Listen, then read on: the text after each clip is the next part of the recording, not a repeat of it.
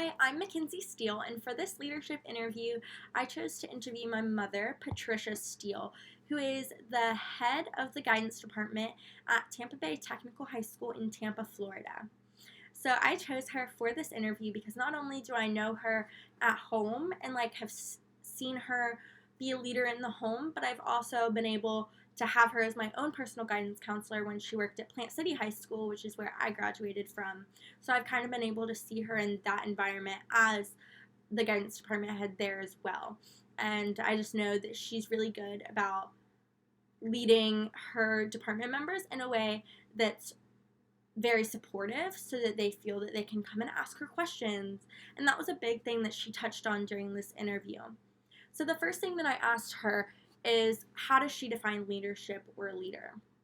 And she really just gave me a simple answer of someone who others follow. That can be a sign, that can be emergent, but it can also be either a good or bad thing because sometimes people follow leaders who aren't looking out for their best interest, their leader's best interest, or their followers' best interest, and they're not always going on the right path, which is definitely something that those followers have to look out for when they're looking for someone to lead them. And then I asked her, we went into the more behavioral approach type of thing. I kind of just asked her different questions from different approaches from the textbook. So the first one that we touched on was the behavioral approach.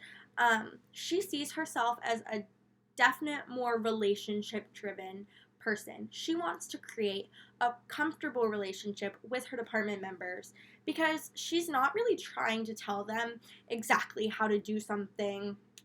She wants them to be able to do their work on their own, but have her to fall back on if they need any type of support or liaison to go between the administration and them as guidance counselors who are trying to get the best possible opportunities for their students at the school.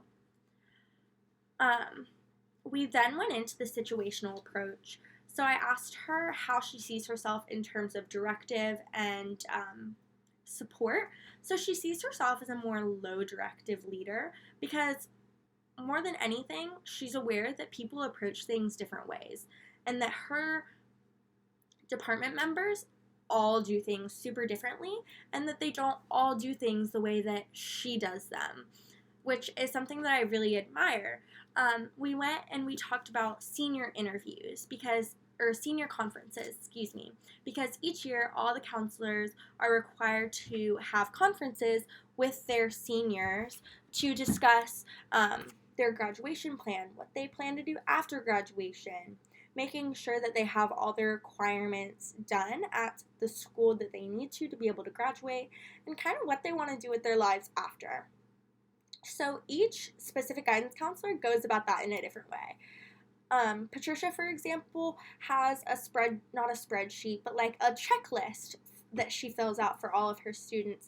Have they gotten their science credits? Yes, yes, yes. Have they gotten their math credits? Yes. And then what do they plan to do after graduation? University, vocational school, things like that. But she understands that other counselors don't like to do things like that. They may be more freehand and want to just have a conversation with their students while still making sure that the work gets done the way that they know how to do it. She then says that she's more a supportive presence than anything else. She wants to be that person that if her counselors have questions, they can come to her. She's been a guidance counselor for more than 15 years, so she really knows what she's doing. And she wants her younger counselors, and even those who have been working with her for a while, to know that they can come to her if they have questions, if they have drawbacks about any specific situations at the school. So because of this low directive and high supportive style, I placed her as a supporting leadership style, which is the S3 style. Now the funny thing was, she sees her department members as having more of a D4 style, where they're competent, they're very competent. Like I said, they know exactly what they're doing. They're confident enough to ask questions when they arise because of the relationship that she's formed with them through that support. they're also super committed to the point that they'll work weekends or nights if they need something to be done for their students. So I think that it's not really an issue that she falls as an S3 leader and they're more of a D4 leader or follower, where they're very competent and they're very committed. I think the connection between those two is that it allows morale and communication to be super high between the two. Everyone knows that they can come to someone else if they need help or if they need cheering up. And that's definitely an important thing in the school atmosphere, where the job is super important because you're leading students to their futures. So I definitely love how she put that. We then went on to talk about transformational leadership. Trish definitely sees herself as a transformational leader because she wants her counselors to be in the best position possible and to maybe go on one day and work somewhere else where she's not with them, where they don't have as big of a support system as they do at Tampa Bay Tech, so that they can end up somewhere else and still do amazing jobs as guidance counselors and be their best guidance counseling self, or their best self in general. So then we went on to talk about authentic leadership. And she definitely sees herself as an authentic leader. She's willing to open up about doing something wrong. I've seen that in her as a mother. Just when she makes a mistake, she's willing to come to me and tell me that was wrong. I shouldn't have done that. I'm very sorry. This is how we're going to go forward and fix it. She's not trying to hide anything, because the purpose really is the common goal of getting all the students ready to graduate and ready to do well in the real world. We then talked about servant leadership. She is definitely a servant leader. She, even as a mother, she wants to create a relational and a supportive atmosphere where, once again, her counselors can come to her with anything that they have problems with, to be able to talk to her and just ask questions, get opinions, stuff like that. So she's definitely a servant leader in that way. Now, when we got to the subject of adaptive leadership, she had some drawbacks on that just because she is still working, as we all are, on being extremely adaptable. But in her line of work, you definitely have to be. Things arise. There are crises. There are hardships that sometimes happen. People quit. People get fired by administrators, not my mother. But these extenuating circumstances that have arisen, she said that it has made them grow stronger and closer as a department.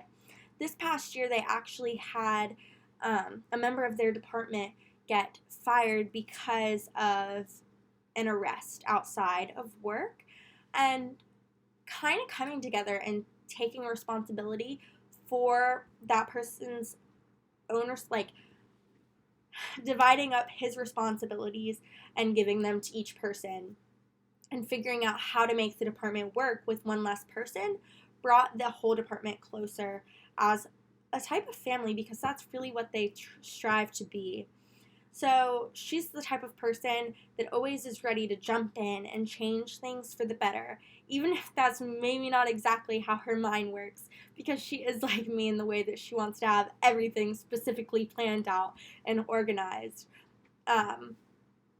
But she definitely understands that there is a plan, and children don't always like to stick to the plan. So she's ready to adapt to those circumstances.